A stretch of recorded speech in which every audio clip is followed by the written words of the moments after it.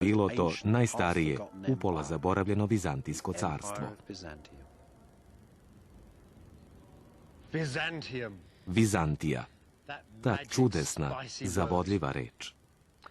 Zamislite sada da carstva Grčke i Rima nikad nisu zamrla, već da su spojena u jedno carstvo, smešteno između istoka i zapada.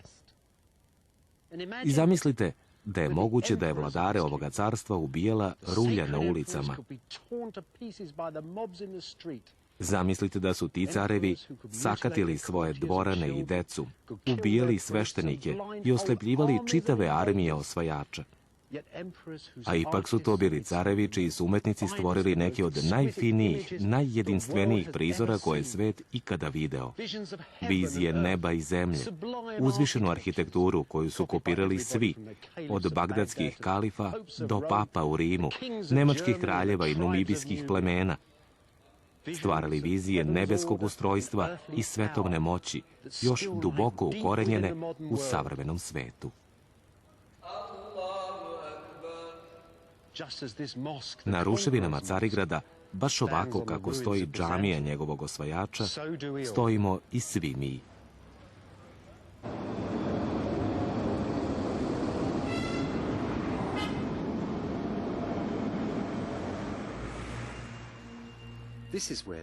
Ovde je začeto Vizantijsko carstvo. Ovde, pored ovog drevnog stuba u glavnoj ulici.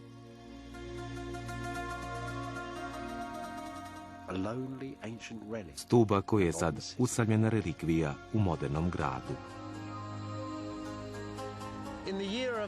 Leta gospodnjeg 330. jednog divnog majskog jutra, velika procesija kretala se ovuda. Bila je to glavna saobraćajnica starog grada koji se zvao Vizant, a procesiju je predvodio veliki rimski car Konstantin. On je za sobom vodio ogroman broj sveštenika, paganskih i hrišćanskih, koji su nosili neverovatnu zbirku svetih relikvija. Bilo je tu 12 košara mrvica, ostataka, govorili su čuda naše Gospoda, izvedeni hlebom i ribama. Bila je tu i sekira kojom je Noe sagradio barku, kao i statua koju je sam car krišom doneo iz Rima, statua grčke boginje Atine. U času koji su tačno utvrdili astrolozi, zakopali su relikvije baš tamo preko, u podnožju stuba načinjenog od porfira donetog iz egipatskih pustinja. I Konstantin je gradu dao novo ime, Konstantinopolj, i proglasio ga glavnim gradom svog novog velikog carstva. Tokom godina počeli su i sam ovaj stup da smatraju relikvijom. Vizantijci, narod koji je živeo u ovom gradu, zvali su ga Hristov klin, zato što su mislili da je u veliku zlatnu statue Konstantinovu na vrhu stuba ugrađeno nekoliko klinova kojima je Hristos raspet. I svake godine, na prvi dan nove godine, a to je bilo 1. septembra, okupljali su se ispod ovog stuba i pevali pohvalnice svetom Konstantinu, osnivaču grada i moćnog Vizantijskog carstva.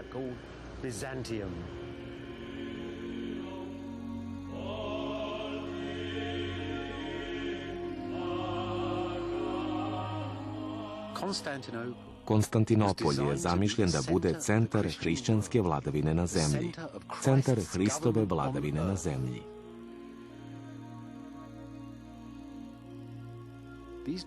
Ovi veliki pehari bili su načinjeni da čuvaju misteriju Hristove krvi u unutrašnjosti crkava. Crkava koje su blistale od rimskog zlata i drevnih svetih likova i prizora kojima su se 1000 godina klanjali u celoj Evropi i na istoku.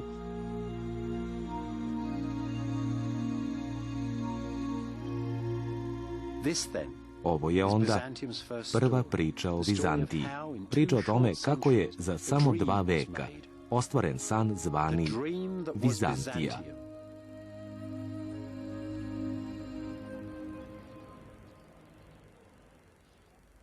Konstantin, hrišćanski car, čovek koji je prihvatio veru Isusovu i Boga Avramovog i uticao na začetke vladavina i crkava kojima Zapad i dalje veruje. Krunisan je, kažu, u Yorku u Engleskoj 306. godine. 40 godina ubijao je i neprijatelje i članove svoje porodice bez razlike. Čak i kad je umro, ljudi su ga se toliko plašili da nedeljama niko nije smeo da dodirne njegovo telo. Vrhunac Konstantinove ambicije bio je da glavni grad poznatog rimskog carstva bude Konstantinopolj, a ne Rim. A na dalekom severu, u Nemačkoj, u gradu Trieru, veliki carski garnizon još uvijek ima nešto od onog izgleda kakav je imao i drevni Konstantinopolj.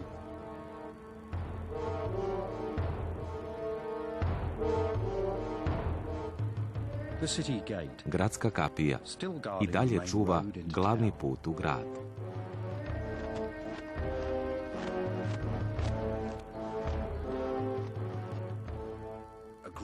Velika je to i moćna kapija, jer je Trier, kao i ostatak severne granice, bio pod stalnom pretnjom Huna i Gota i Vandala i desetine drugih ratničkih nacija. Konstantin Veliki, car, lično je šetao ovim prolazom pre 1600 godina.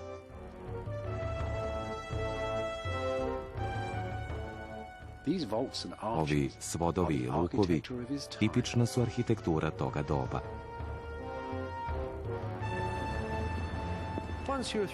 Kad se jednom promakne kroz kapiju, onda svi rimski gradovi liče jedan na drugi. Bili su, ako hoćete, jedna apstraktna ideja grada i kao takvi kopirani su u svakom pejzažu od Yorkshira do Sirije.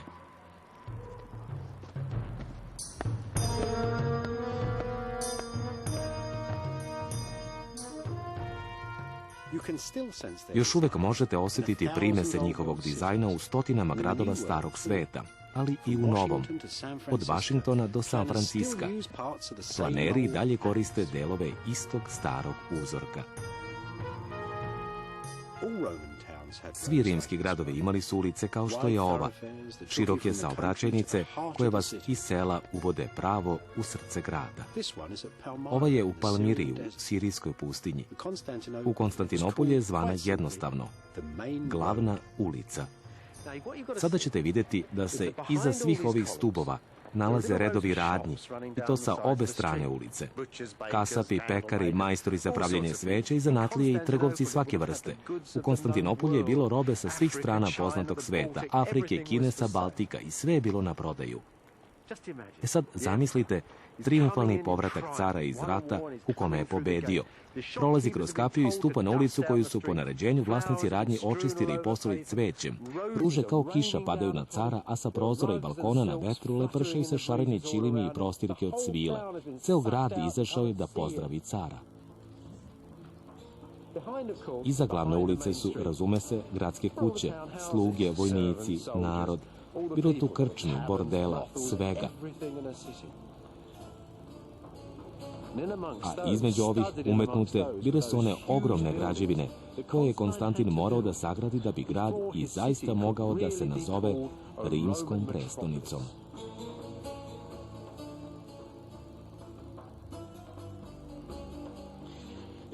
To je samo malo zdanje, ali zapravo to je bilo srce drevne Palmire, a centar je ova ovalna kancelarija, odakle se vladalo, gde su se sastajali gradski zvaničnici, gde su se kovale zavere i sve te stvari. Razume se, u Konstantinovim velikim carskim gradovima ovo bi bila prostrana dugačka dvorana i veoma često bi u centralnoj dvorani veliki Konstantin lično sedeo.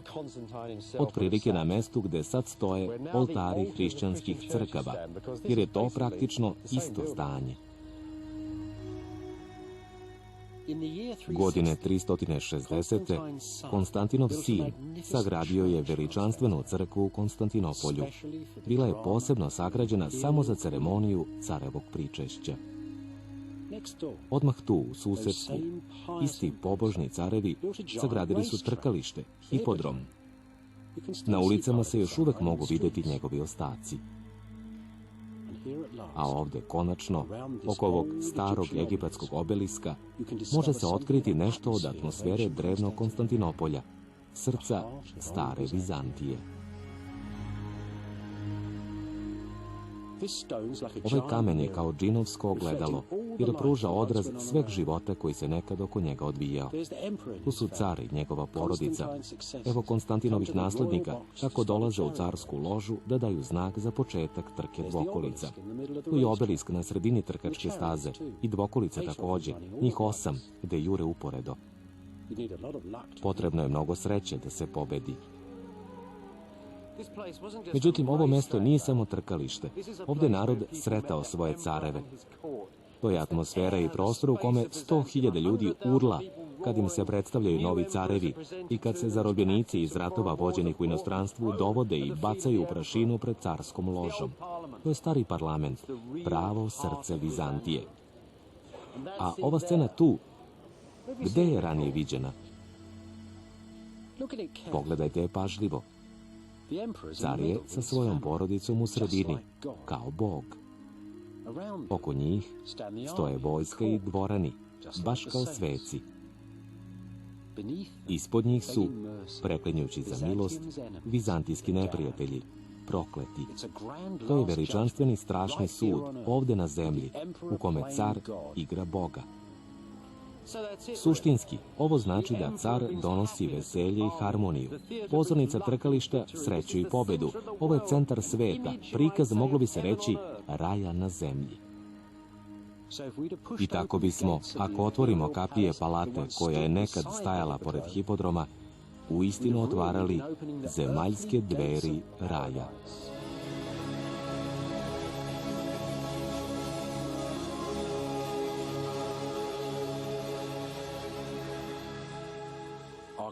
Zasvedeni hodnici od zlata i mermera, srebrni čamci na jezerima, svileni tepisi, zlatni prestoli i dvorane od porfira, sve je nestalo. I samo bledi odsjaj toga još uvek opstaju u Siriji i u Italiji. Nekada je Konstantinopolj imao palatu nad svim palatama, jer je to bila palata hrišćanskog carstva. Crkvom, hipodromom i palatom. Konstantin je načinio svetu mašinu, koja će Vizantiji zauvek davati moć.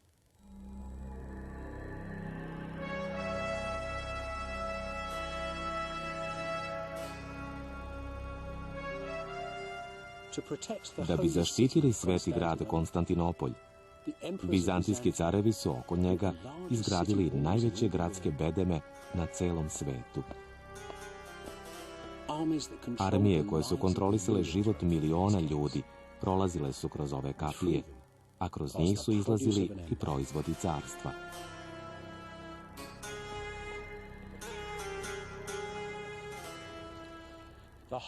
Cela istorija grada nalazi se u ovoj kapiji, velikoj zlatnoj kapiji Vizantijskog carstva.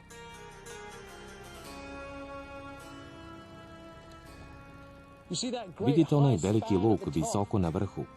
On je nekad stajao otvoren prema nebu. 600 godina carevi i armije jahali su kroz tu kapiju pobedonosno, u povratku iz ratova protiv Persijanaca, Arabljana, Bugara, Rusa. A onda se dogodio zemljotres i kapija je zatrpana. Ova poslednja kapija kroz koju ni konjanik ne bi mogao da projaše, sagrađena je poslednjih godina Vizantije. I zato je ovo magična kapija, kapija legendi.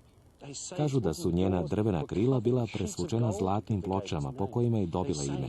Priča se da je poslednji car koji je poginuo u borbi na ovim bedemima zakopan ispod tog kamenja i čeka poziv da još jedanput preuzme grad. I zato je to kapija legendi, ali je pre svega svedočanstvo o moći Vizantije.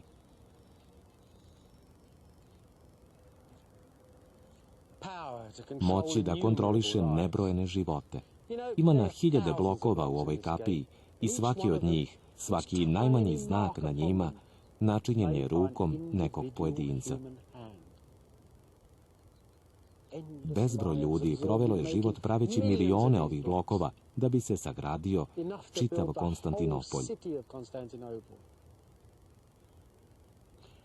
Ovaj snežno-beli mermer, prošaran neobičnim sivim linijama, mogao se pronaći širom Vizantijskog carstva, od Španije do Sirije i natrag do Konstantinopolja, ali ovaj dolazi samo sa jednog ostrva, jednog malog ostrva u moru.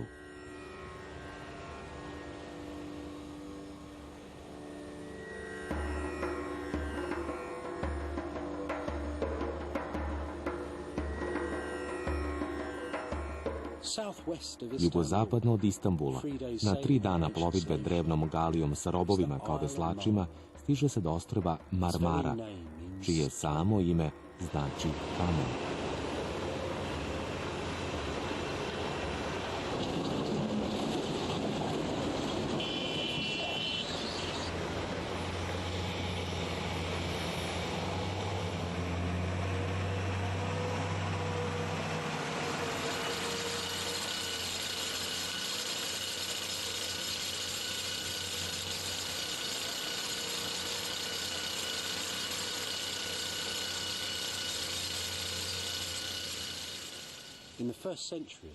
U prvim vekovima postojanja Vizantije, desetine hiljada robova radilo je u ovim mermernim brdima. Zašto su Vizantijci voleli mermer? U mermeru je, kaže sveštenik, Bog zarobio cvetna polja i planinske šume, ribu i voće i istopljeni sneg. Stari blokovi, još uvek rasuti u prostoru, ukazuju na ogromnu energiju koja je bila utrošena da se iz njih odvoje potrebni dragoceni komadi. U današnjim kamenolomima još ima staro kamenja teškog oko 100 tona, od čijeg je jednog dela napravljen i ovaj ogromni stub da podsjeća na vizantijske vojne uspehe. Da je dovršen, imao bi uklesane spiralne stepenice i nizove izvajanih vojnika na površini. Međutim, i dalje je ovde. Napukao je prilikom klesanja.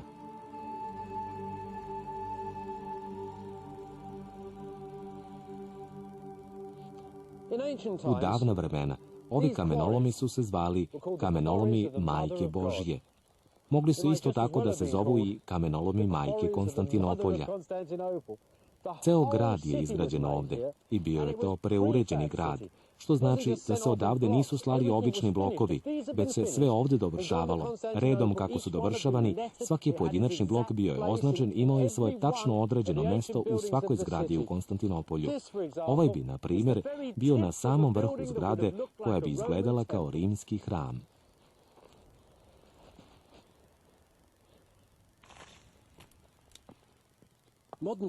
Savremeni majstori klesari kažu mi da su našli nove žile mermera najbolje kvalitete u brdima pored starog kamenja. Znači da bi ovo bilo dobro mesto. Ogromni usamljeni stub.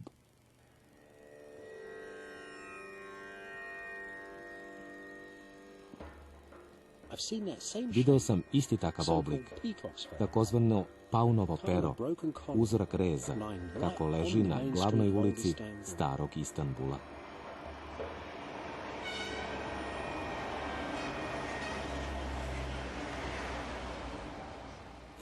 Ovo je nekad bio mermerni trg na saobraćajnici u centru Konstantinopolja.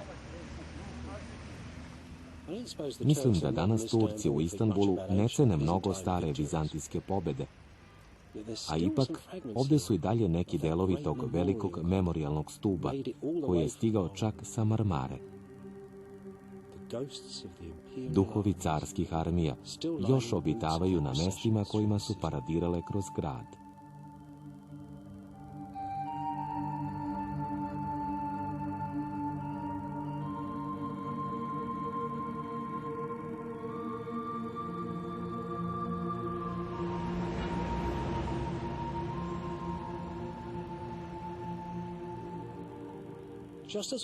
Kao što su svi kopneni i pomorski putevi u carstvu vodili u Konstantinopolj, tako i sa rekama iz oblasti oko grada, koje su usmeravane u velike akvadukte, kojima je dragocena voda dolazila žednom gradu. Ispod grada, uklesane duboko u sam kamen brda, u avetinsko podzemlje, stare čak 15 vekova, Nalaze se cisterne za svežu vodu, tako da su Vizantici mogli da se kupaju, baš kao i Rimljani, u mermernim dvoranama.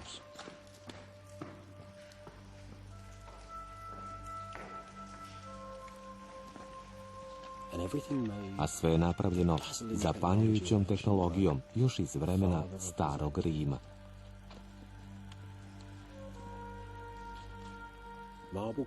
Mermerni stubovi, visoki svodovi od cigle, tamna šuma Vizantije ispod savremenog Istanbula.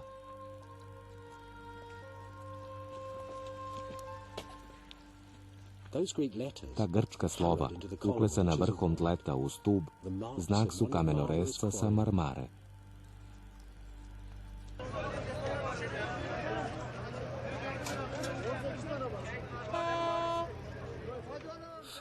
U grad koji je sve više rastao, hrana je dolazila na način koji predstavlja vrhunac logistike i čuda na zemlji.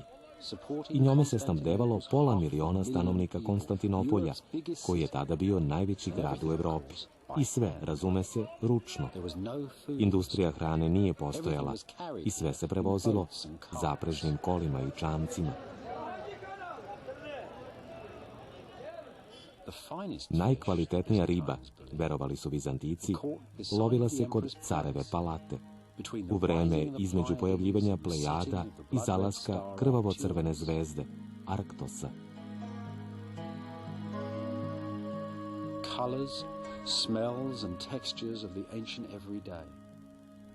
Od boja i mirisa iz nekadašnje Vizantije bio je sazdan i stari svet Sredozemlja.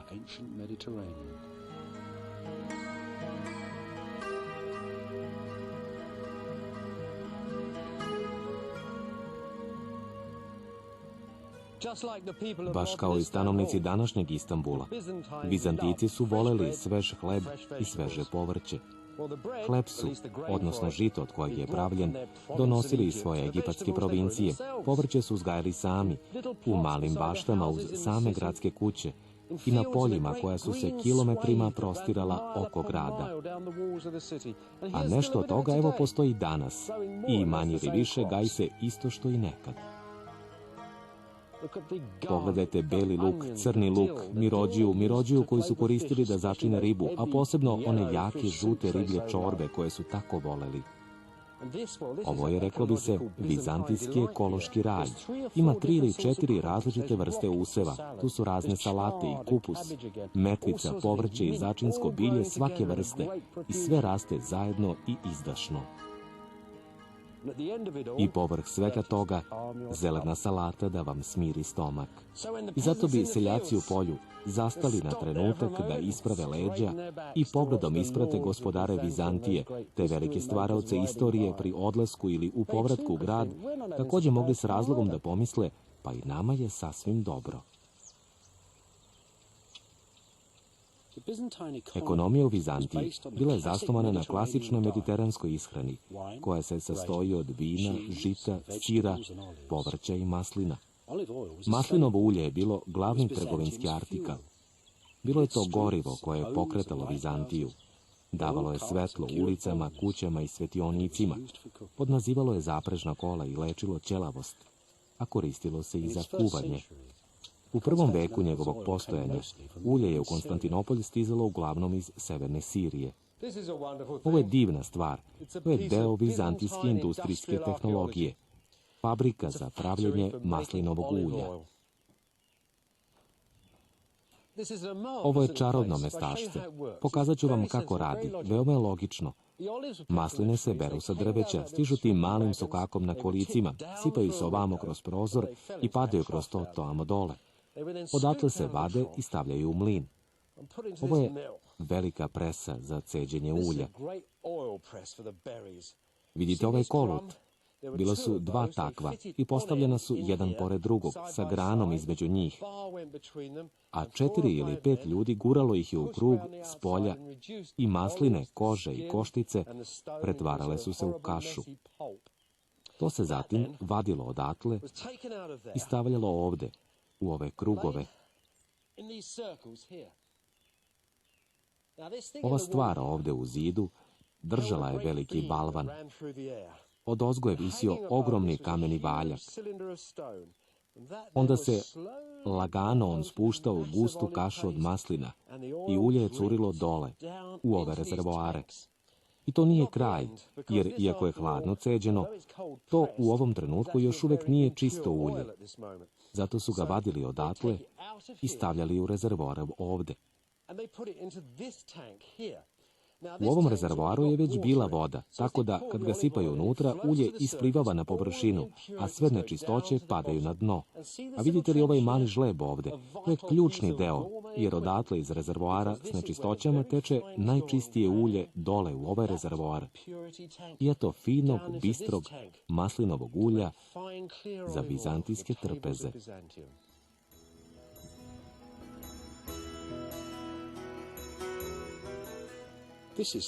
Ovo je Sergila, jedno od 300 starih sela u Maslinjacima, gde je provincijska Vizantija očuvana u fino klesanom kamenu.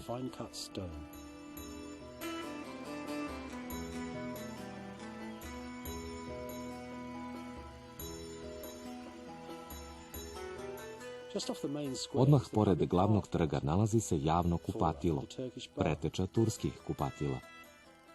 Sveti Jovan je izbacivao bludnice i đavole iz jednog ovakvog kupatila. Ovo je Sergilin kafić ili ti gradska večnica u glavnoj ulici. Stari vojnici i upola ludi sveci napijali su se na mestima kao što je ovo, a lihvari, gradski zvaničnici i trgovci obavljali su tu svoje poslove. Možete li da čujete seljake, nezavisne vlasnike imanja, kako ćaskaju i smeše se zbog cena koje građani plaćaju za njihovo maslinovo ulje? Život beše veoma dobar. A bilo je onih vremena u kojima su đavo i njegovi sledbenici poslovali protiv crkve i svih njenih aktivnosti.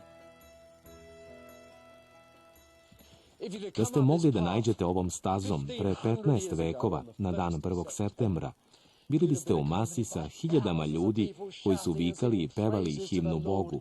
Bio je to praznik svetog Simeuna Stilite.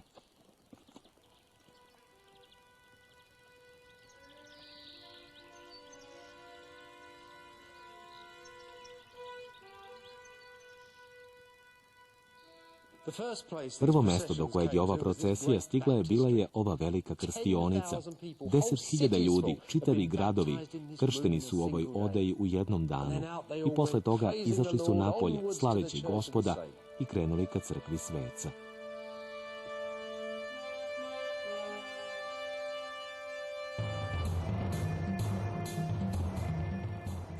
To je, razume se, i dalje rimska arhitektura, lukovi, svodovi i vrhovi stubova.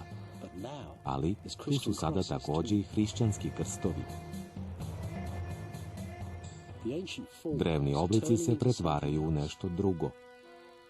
Pod naletima vere menjaju se sva drevna paganska obeležja. Ovo je početak onog što će se zvati Vizantijom. A na prilazu crkvi stoje ostaci 15 metara visokog stuba na kome je živeo sveti Simeun. Pa, ko je bio taj čudni čovek koji je živeo na stubu i koga je svet dolazio da vidi, a kad je umro, ljudi su njegovu čast podigli ovu divnu crkvu? Kao mladić, Simeon je nosio veoma grubu odeću, koja mu je pravila krvave rane. Onda je došao na ideju da svoju levu nogu lancem veže za veliki kamen. To je bilo pre nego što se popeo na stub. Ali Simeon nije bio ludak, on je imao veličanstveno držanje, kao car. Sedeo je tako nepomičan i nem i u tom svom odmeravanju snage sa iskušenjima na koja đavo stavlja ljude i činilo se da ostaje nepobediv. I eto njega tu, na vrhu stuba, na pola puta između neba i zemlje, savršen čovek za rešavanje razmirica. I tako su koristili Simeuna. Sirijci dolazili bi ovamo kad su imali sporove i on bi presudio u korist jedne ili druge strane. Arapski beduini su takođe dolazili da ga vide, a on je uvek bio savez društva. I to tako užasna savest da, ako bi nekoga prokleo sa vrha svog stuba, kamen bi eksplodirao pored nogu nesrećnog pojedinca. I tako je Simeon imao ključnu ulogu u ovom novom hrišćanskom carstvu. On je preuzeo stari, strogi red iz rimskog doba i ostavio ga na pola puta između neba i zemlje.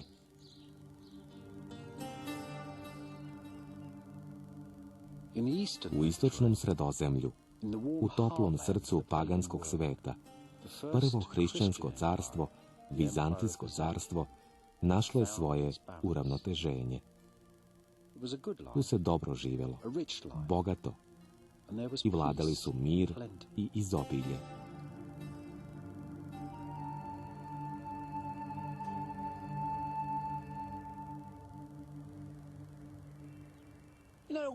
Uvek se dobro zabavljamo kad ljudi pričaju o padu Rimskog carstva. Istina je, međutim, da je ono postajalo sve bogatije i bogatije i ne može se govoriti o njegovom padu. A pretpostavljam da se tako govori zato što je Rim pao. U stvari, Rim nije pao, on je samo osiromašio. Konstantin je premestio prestonicu dalje od velikih starih gradova zapada, ovamo na istok, a s njim su otišli i vlada, vojskovođe, umetnici, arhitekte, svi koji su nešto značili u carstvu. I tako je 475. godine, što je 25 godina posle dovršetka izgradnje ovih bedema, poslednji rimski car zapada, Mladić, mlađi car, vratio krunu ovamo u Konstantinopolj, Novi Rim. Ovo je bio novi grad. I pretpostavljam da su priču o padu Rimskog carstva, a to je Zapadno carstvo, izmislile pape koje su stvarno želele pad paganskog carstva i uspon Zapadnog hrišćanskog carstva. Našli su dobre saveznike, kao što su Rafael i Michelangelo, da im u tome pomažu. Ali prava istina je da je stari Rim bio stvoren po modelu velikih gradova istoka, kao što su Antiohija ili Aleksandrija, tih velikih meremernih gradova. Tako da, kad kažete da je Rim pao, to u stvari nije tačno, jer se on samo vratio kući.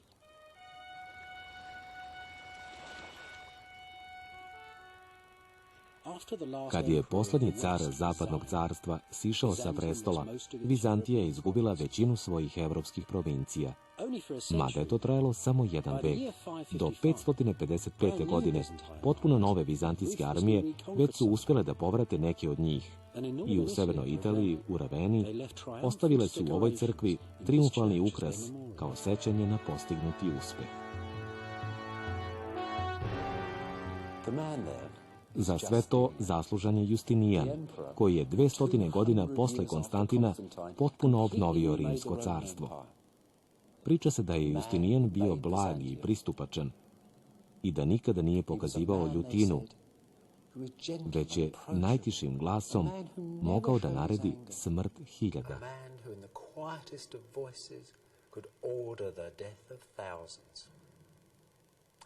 Carstvo nije organizovao sam. Bio je dovoljno mudar da angažuje i organizuje druge. Ova stroga lica koja ga okružuju, lica su velikog tima ljudi koje je lično odabrao. I zaista mu je bilo svejedno jesu li oni bili rimski patrici ili ljudi najskromnijeg porekla. On lično poreklom je bio iz nepismene seljačke porodice u Srbiji. Justinijan beše samo polovina slike vrhunske vlasti carstva. Druga polovina bila je najupečatljivija žena toga doba, carica Teodora. Venčali su se iz ljubavi i ostali zajedno 25 godina. A pogledajte samo te mlade dvorske dame. One gledaju po strance, pomalo nervozno, jer u to doba nije bilo učtivo da mlade devojke gledaju pravo u vas, pogotovo ako ste žena na vlasti kao što je to bila Teodora. Ali to je praktično portret žene koja umire od raka.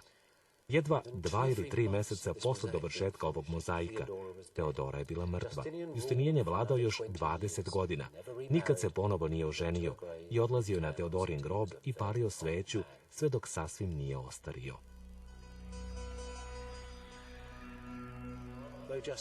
Mada su Justinijan i Teodora obnovili Rimsko carstvo, to više nije bio onaj stari klasični svet.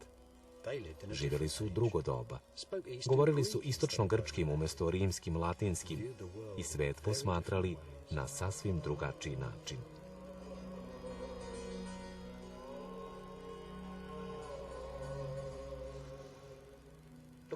Pogledajte ove skulpture. To su verovatno poslednje klasične skulpture koje su napravljene u vreme neposredno pre nego što Justinijan došao na vlast. Na prvi pogled, Mogli biste pomisliti da su one deo uobičajenih klasičnih stvari koje nalazite u muzejima. Velike kamene statue Aleksandra i Cezara koji se šepure na svojim postoljima. Ali one uopšte nisu takve. Nove su i potpuno drugačije.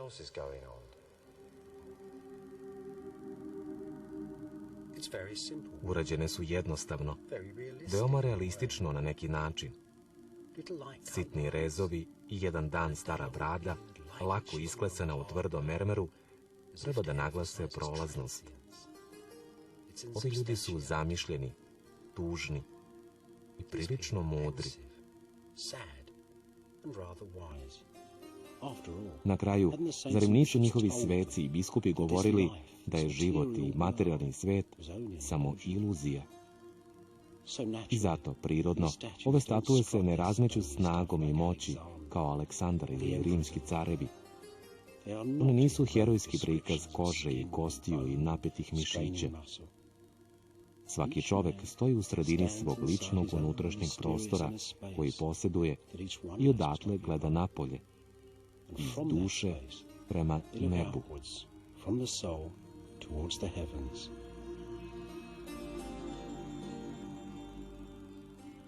I kao što možete da očekujete, ako malo obiđete oko njih, solidna masa mermera i životnosti čini se da nije ništa drugo do iluzija.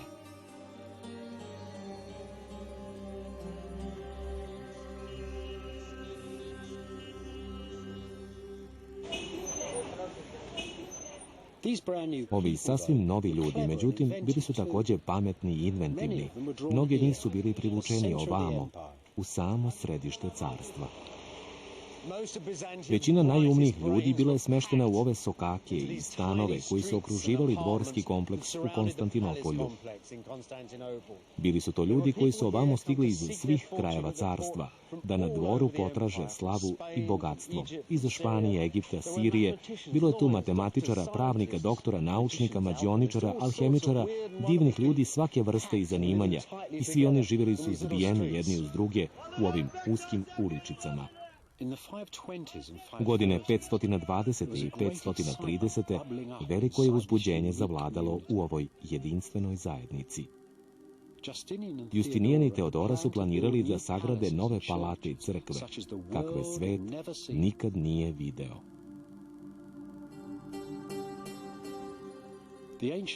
Drevni oblici, lukovi, svodovi i vrhovi stubova korišćeni su za nešto revolucionarno. Nešto što će se kao odjek ponavljati u 10.000 različitih crkava sljedećih 1000 i više godina. Bio je to stil koji je tipično vizantijski.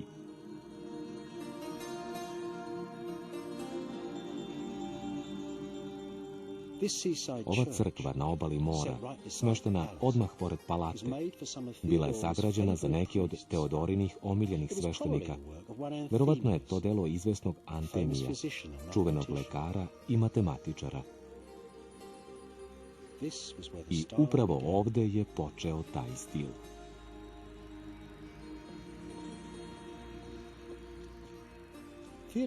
Teodora je podigla crkvu da bi u njoj stajali krvlju umrljani ogrtači i tela dvojce vojnika mučenika, Sergeja i Vaksa, svetaca i zaštitnika vojske. Danas je to džamija.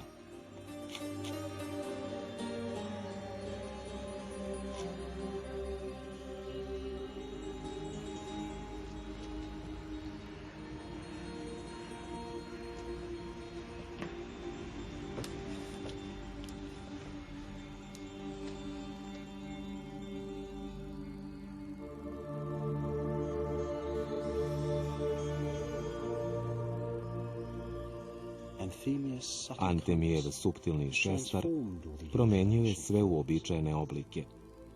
Kvadrati su postali krugovi, krugovi osmougaonici i svuda oko jedne središnje tačke prostor se rastakao u sve manje prostore.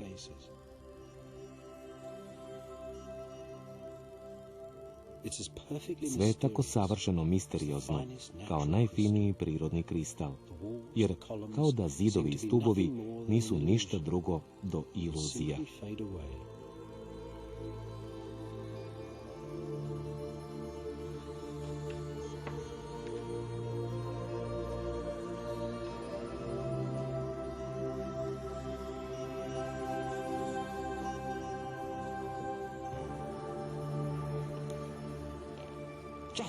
Pogledajte samo tu veličanstvenu veliku kupolu, koja je kao ogromna lubenica izdeljena na 16 kriški i oslonjena na 8 divnih visećih lukova, poduprtih tim izvanrednim stubovima u obliku slova V i još 28 drugih stubova svuda po crkvi.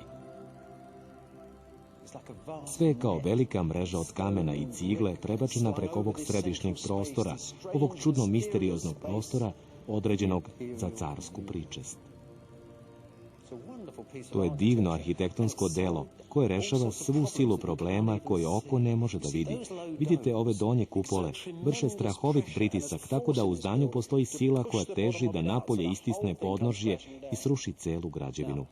Antemije je, kao i svaki arhitekta, ovde koristio kamen i grede da nose teret. Ali došao je na briljantnu ideju kako da celo zdanje održi zajedno. To je uspeo zahvaljujući ovoj ogromnoj, prelepoj, mermernoj opšivnici, na kojoj je uklesan zapis o Justinijanu i Teodori. Ona ovde nije samo element dekoracije. Ona uvezuje crkvu u lanac. Ona povezuje kamenje kao velika crkvena ogrlica, doneta ovamo sa ostrva u bistrom plavom moru.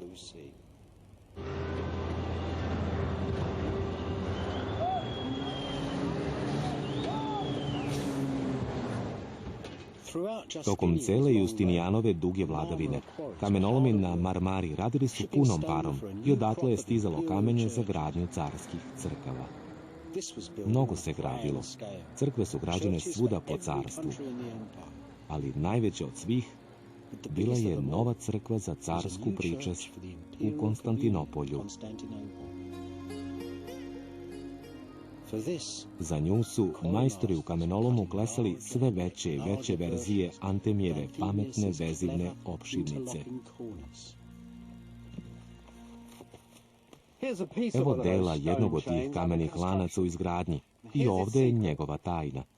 Svaki blok bio je spajan uz sledeći velikim gvozdenim držačem. Antemijevi inženjeri koristili su mnogo gvožđa prilikom gradnje.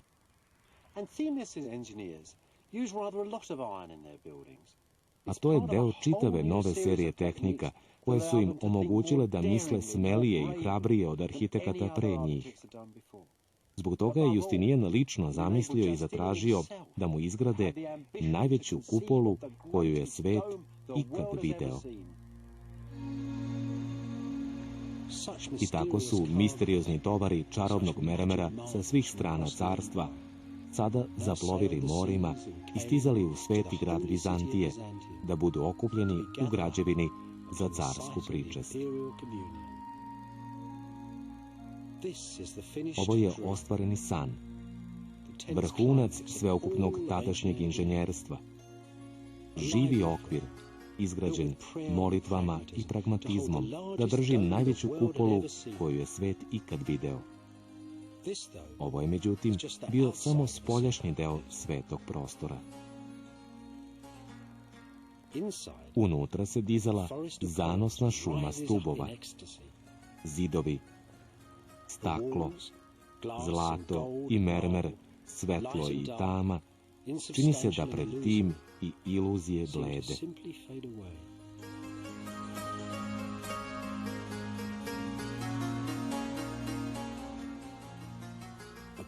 Savršen prostor da sveta Božja mudrost siđe dole i dotakne zemlju. Savršena pozornica za bogosluženje u Vizantiji. I gle, gospodari neba i zemlje došli su.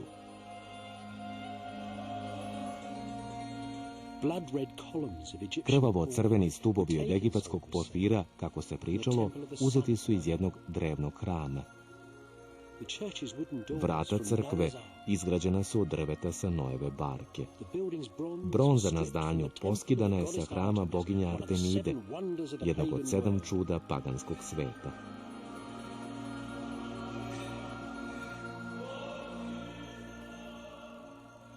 Nije onda čudno što je i samo zdanje postalo legenda.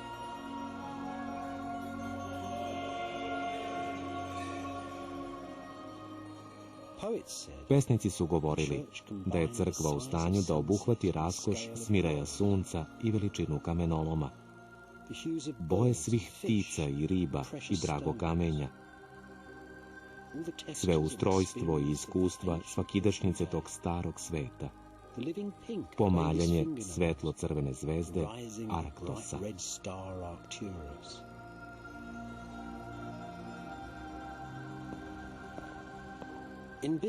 Na vizantijskom, na grčkom, ova crkva se zvala Aja Sofija, crkva svete premudrosti. Sve od Justinijanovog ogromnog carstva, njegovo bogatstvo, njegova pobožnost, njegovo pagansko nasleđe, bilo je sažeto u unutrašnjosti te crkve. Svih 9 sljedećih vekova ovo ogromno zdanje stajalo je u samom središtu Vizantije, kao simbol njene istinske sudbine na zemlji. I posljednjih dana Vizantije, car i njegove trupe molili su se ovde, pre no što su otišli na bedeme da izginu. Jer ovo su svodovi koji su držali jedan san, san koji je bio Vizantija.